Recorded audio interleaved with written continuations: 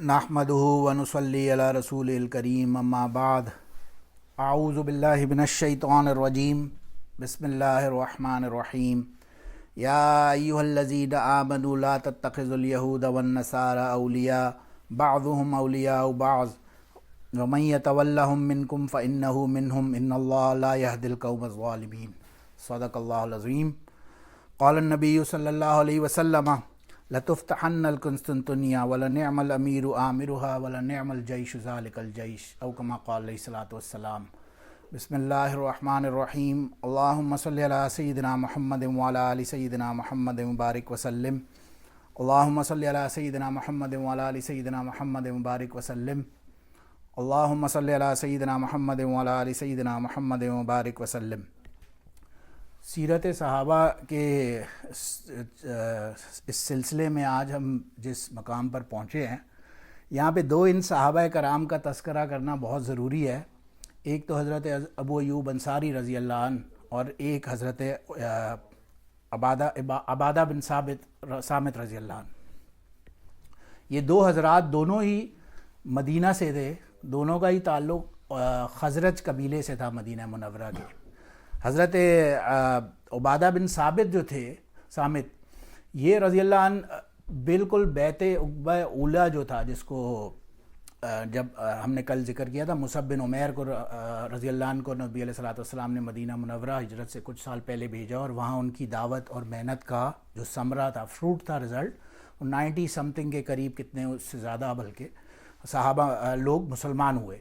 उनमें सबसे जो पहला बैत उक़बा ऊला, सबसे पहला जो 12वीं नबी के अंदर हुआ, जहाँ पे हज के मौके पर 6 लोग तशरीफ़ लाए, उनमें हज़रत उबादा बिन सामित रज़ी अल्लाह अन्हु का भी नाम आता है।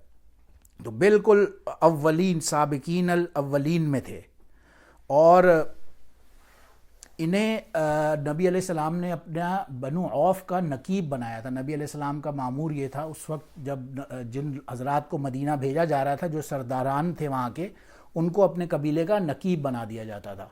तो इन्हें भी अपने कबीले का नकीब मीन्स कि ये वहाँ रहेंगे and his soul job description is कि वो वहाँ पे मेहनत करेंगे और दीन का काम करेंगे, और अल्लाह ने इनकी मेहनत से पूरे कबीले को मुसलमान फरमाया। ये सही बुखारी में रिवायत भी मौजूद है। अब ये वो सहाबा कराम हैं, सब में से हैं हज़रत उबादा बिन सामित रज़ी अल्लाह अन्हु, जो पूरे कुरान पाक के नबी अलैहिस्सलातु वस्सलाम की ज़िंदगी में ही हाफिज़ हो चुके थे। बड़ा बुलंद मकाम है और मर्तबा इनका। और एक मरतबा फिर जब उमर रज़ी अल्लाह अन्हु के दौर में इस्लामिक आर्मीज़ मूव होना शुरू हुई नॉर्थ टुवर्ड्स नॉर्थ। अब कूफा में एक तो हज़रत उमर बिन ख़त्ताब ने अपना मिलिट्री बेस बनाया, फिर बसरा वग़ैरह में और यहाँ वहाँ मुख्तलिफ़ सहाबा कराम को भेजा। हमने ज़िक्र किया था 1500 के करीब उसमें सहाबा कराम बदरी भी थे जो वहाँ पे टोटल थे जो पहुँचे, जिनमें से 70 बदरी भी थे कूफा के अंदर उस वक्त। अब हज़रत वहाँ के जो अमीर थे उस वक्त लश्कर के, हज़रत यजीद बिन मुआविया रज़ी अल्लाह अन्हु एक सहाबी, उन अमीर ने हज़रत उमर बिन ख़त्ताब को ख़त लिखा नॉर्दर्न एरियाज़ से कि हमें कोई इल्म हासिल करने के लिए कोई एक बंदे की ज़रूरत है। तो हज़रत उमर बिन ख़त्ताब ने एक तो यही उबादा बिन सामित, हज़रत मुआज़ बिन जबल और हज़रत अबू दरदा रज़ी अल्लाह अन्हुम 3 सहाबा कराम को ऊपर भेजा, इनकी इल्मी एतबार से मदद और नुसरत के लिए ख़ास तौर से। बहरहाल ये बहुत ही ब्रेव कह सकते हैं या आउटस्पोकन कह सकते हैं सहाबा कराम में से थे। इनका बहादरी के वाक़यात बहुत से मशहूर हैं, लेकिन तमाम जंगों में और सारे ग़ज़वात में शिरकत ज़ाहिर है फरमाई इन्होंने। लेकिन एक रिवायत किताब में एक वाक़या ये भी लिखा है, बाद में नबी अलैहिस्सलाम के बाद ये नॉर्थ में शाम का कहीं वाक़या लिखा है कि एक मरतबा किसी मस्जिद के अंदर जो मस्जिद का ख़तीब था वो हज़रत मुआविया रज़ी अल्लाह अन्हु की को देखा उसने, तो वो उनकी तारीफ़ फरमा रहा था, बहुत ज़्यादा उनकी प्रेज़ फरमा रहे थे वो मस्जिद के इमाम। तो इन्होंने मिट्टी उठाई और उस इमाम के मुंह पे फेंकी। तो हज़रत मुआविया रज़ी अल्लाह ने कहा, ये आप क्या कर रहे हैं आप, मतलब he was the governor of शाम उस वक्त जो मुआविया रज़ी अल्लाह। तो उन्होंने उन्हें इस पर टोकने की कोशिश की। उन्होंने फरमाया कि मैंने नबी अलैहिस्सलातु वस्सलाम से सुना है कि जो बंदा तुम्हारे मुँह पे तारीफ़ करे उसके मुँह पे खाक डाल दो। तो आई डोंट केयर, मुझे परवाह नहीं है, आप होंगे हाकिम होंगे जो भी होंगे। तो बहुत ही ब्रेव सहाबा कराम में से थे। ग़ज़वा उहद के बाद जब हमने पीछे ज़िक्र किया था, ग़ज़वा उहद के बाद जब जो बनु कुरैज़ा वग़ैरह से यहूदियों ने मुसलमानों से धोखेबाजी की اور فراڈ کیا. پھر اس کے بعد سے کیا ہوا کہ انہوں نے تمام تعلقات ختم کر لیے اور پیسے گویا کہ دینا بند کر دیے. تو حضرت عبداللہ، ایک تو اس میں رئیس المنافقین عبداللہ بن ابی، وہ تو فٹافٹ جا کے یہودیوں سے مل گیا، لیکن یہ حضرت عبداللہ بن صامت رضی اللہ عنہ، جن کا بہت سارا مال اور جو ان کی ٹریڈ اور سارے تعلقات ان قبیلوں سے بہت پہلے کے تھے، یہ آیت نازل جب ہوئی یا ایھا الذین آمنوا لا تتخذوا اليہود والنصارى اولیاء، ان کو اب اپنا دوست مت بناؤ. انہوں نے لبیک کہا اور اپنا سارا مال چھوڑ چھاڑ کے اور ان سے کہا کہ ہم آپ سے کوئی نیگوشیشن نہیں ہوگی، جو اللہ اور اس کے رسول کا دشمن ہوگا وہ میرا بھی دشمن ہوگا. مال کی پرواہ کیے بغیر سب کچھ چھوڑ چھاڑ دیا. اور پھر حضرت معاویہ رضی اللہ عنہ کے دور کے اندر ان کی 72 سال کے عمر میں تقریباً 43 ہجری میں وفات ہوئی.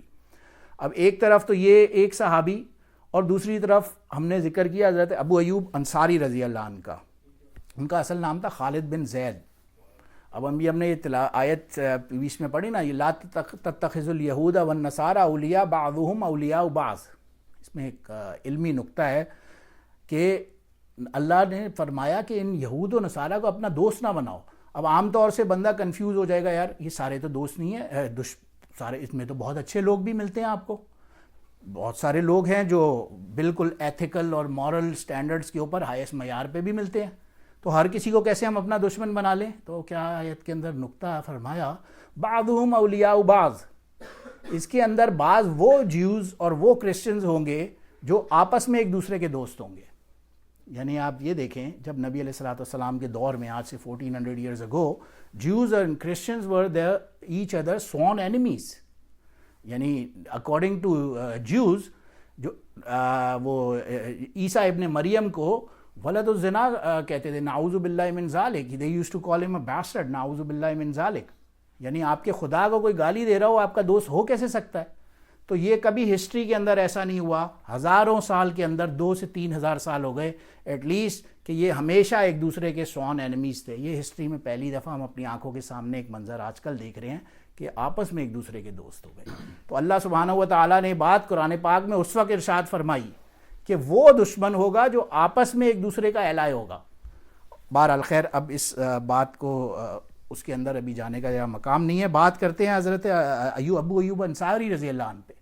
انہوں نے نبی علیہ السلام کی ایک حدیث سنی تھی، لتفتحن القسطنطنیہ فلنعم الامیر عامرها فلنعم الجیش ذلک الجیش، او کما قال اسلام، کہ ضرور there will definitely come a time جب تم لوگ قسطنطنیہ فتح کرو گے.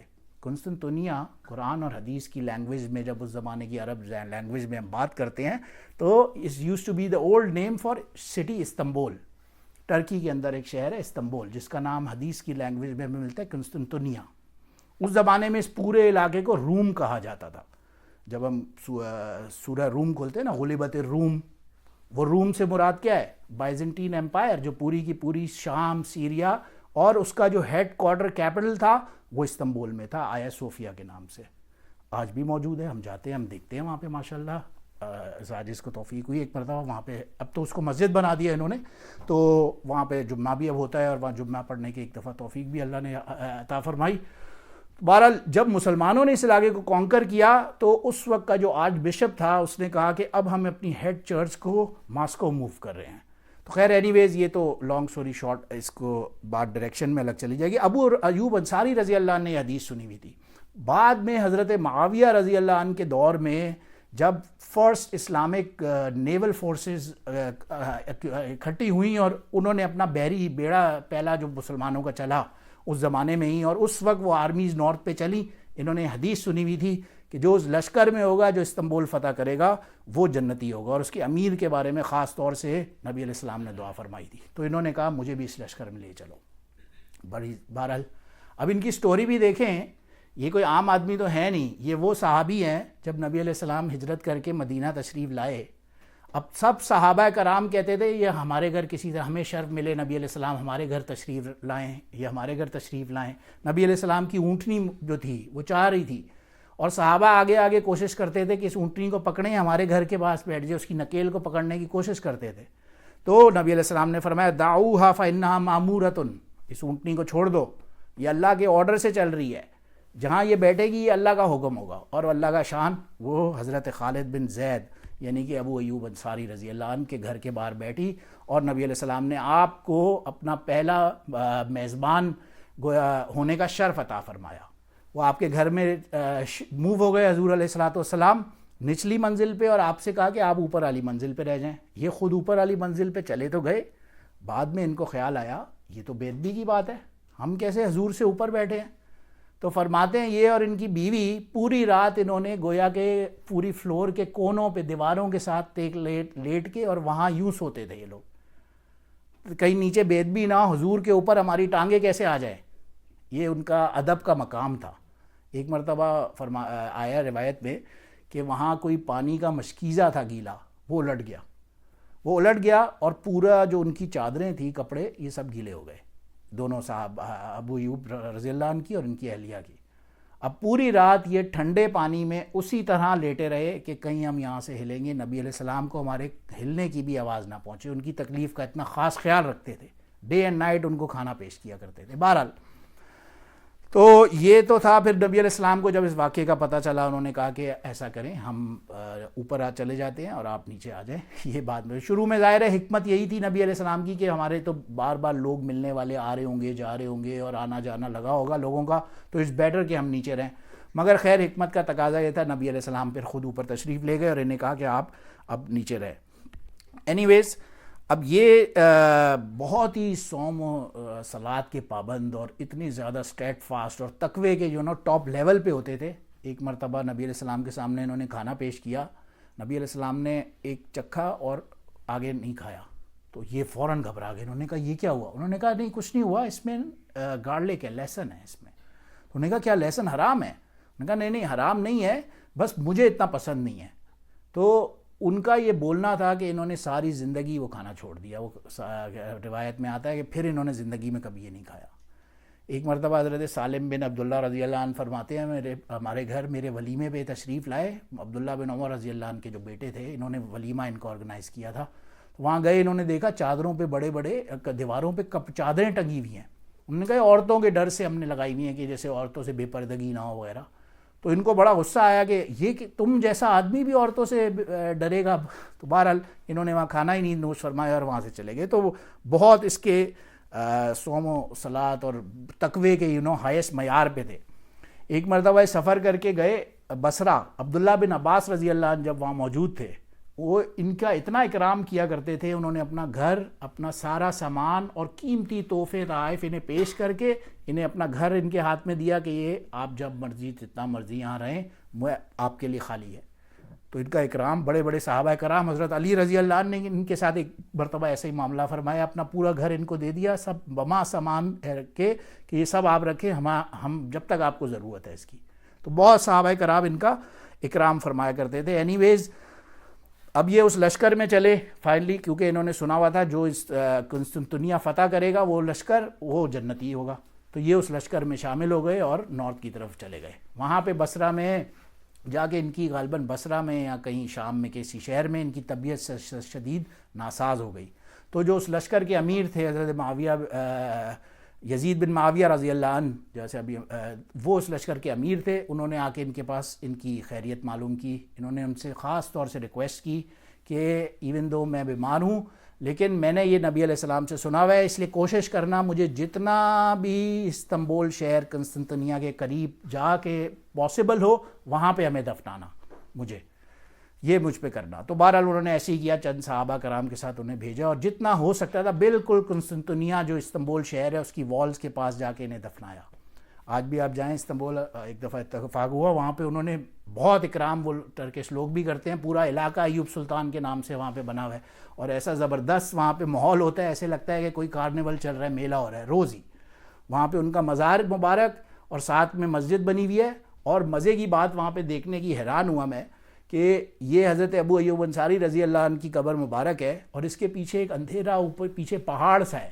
اس پہاڑ پہ جب آپ دیکھتے ہیں نا تو فاتح سلطان محمد اور فلاں ڈمکاں، اس کی بیوی XYZ، بڑے بڑے جو ان کے پرنس اور رائل فیملی کے لوگ ہوتے تھے، ان سب کی قبریں وہاں پیچھے اندھیروں میں ایک پہاڑیوں میں کہاں بنی ہوئی ہیں. لیکن انہوں نے صرف اس اللہ کے نبی کے مہمان کی شرف کی خاطر اپنی قبر کو بھی چوز کیا کہ ان کے بالکل پہلو پہ انہیں قبریں ملیں. بڑے بڑے جو سلطان فاتح محمد سے لے کر بڑے بڑے ان کے حکمران تھے.